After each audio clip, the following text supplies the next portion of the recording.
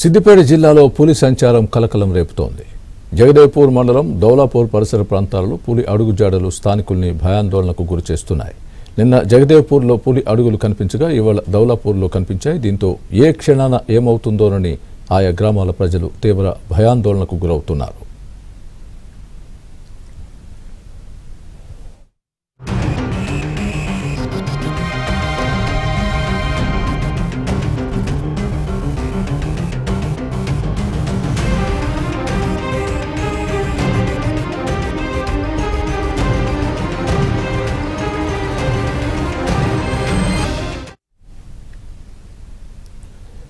సిద్దిపేట జిల్లాలో పులి సంచారం కలకలం రేపుతోంది. జగదేవ్పూర్ మండలం దౌలాపూర్ పరిసర ప్రాంతాలలో పులి అడుగుజాడలు స్థానికుల్ని భయాందోళనకు గురిచేస్తున్నాయి. నిన్న జగదేవ్పూర్లో పులి అడుగులు కనిపించగా ఇవాళ దౌలాపూర్లో కనిపించాయి. దీంతో ఏ క్షణాన ఏమవుతుందోనని ఆయా గ్రామాల ప్రజలు తీవ్ర భయాందోళనకు గురవుతున్నారు. ఇదే అంశానికి సంబంధించి పూర్తి అప్డేట్ మా ప్రతినిధి సుభాష్ చెబుతారు. సుభాష్. స్వామి, సిద్దిపేట జిల్లాలో గత కొద్ది రోజులుగా పులి సంచారం అనేది జనజీవనాన్ని అతలాకుతలం చేస్తుందని చెప్పొచ్చు. ప్రధానంగా ఒక 20-25 రోజుల నుంచి కూడా ఈ పులి అడుగుజాడలు ఏదో ఒక గ్రామంలో కనిపించడం, అక్కడ ఫారెస్ట్ అధికారులు ట్రాప్ కెమెరాలు ఏర్పాటు చేయడము, ప్రజలను అప్రమత్తం చేయడం అనేది కొనసాగుతూనే ఉన్నది.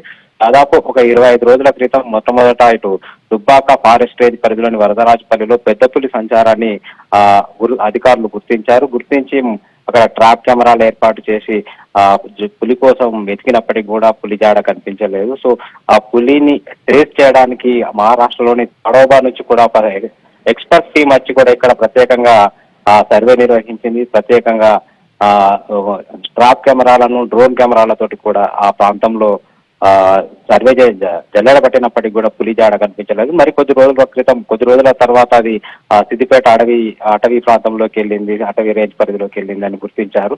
సో అక్కడ కూడా అధికారులు పులి జాడ కోసం వెతికినప్పటికీ కనిపించలేదు. సో ఆ తర్వాత పులి జాడ కనిపించకుండా పోవడంతో అధికారులు ఊపిరి పీల్చుకుంటున్న తరుణంలో మళ్ళీ 3-4 రోజుల క్రితము కొండపాక మండలం మాత్పల్లి ప్రాంతంలో పులి అడుగుజాడలను అధికారులు గుర్తించి మళ్ళీ ప్రజలను అప్రమత్తం చేయడం, ట్రాప్ కెమెరాలను ఏర్పాటు చేయడం లాంటివి చేసినప్పటికీ కూడా పులి మాత్రము జాడ కనిపించలేదు.